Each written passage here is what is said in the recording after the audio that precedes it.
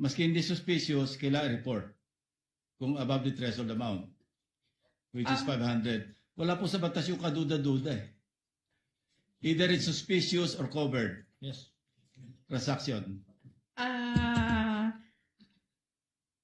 Ang ano kasi yon sir, pagka ang covered transaction, automatic pong naka-report siya Yes.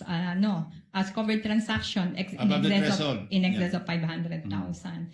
Sa suspicious transaction po, parang nagkaroon po tayo ng doubt, di ba? And then iniimbestigahan po natin at yung pong sa investigasyon natin ay hindi siya pumasa. Pero- Suspicious pa rin po siya. So that's when kami magre-report as suspicious transaction. Pero there's no such thing in the law na doubtful or kaduda-duda. Unusual. It's just covered or suspicious. Suspicious. So parang nagduda ka and inimbestigahan. Walang middle layer, ibig sabihin. Yes. Pag above the threshold, tapos covered institution, like casinos, real estate, automatic i-report nyo kasi covered Yes. institution. Yes.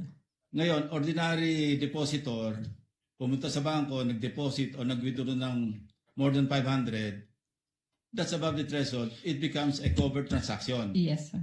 So wala akong kaduda-duda. Yes.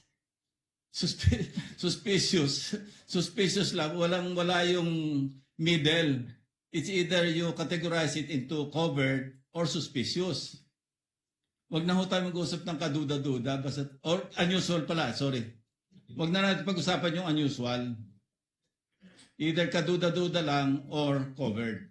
Yes. Sir. Thank you.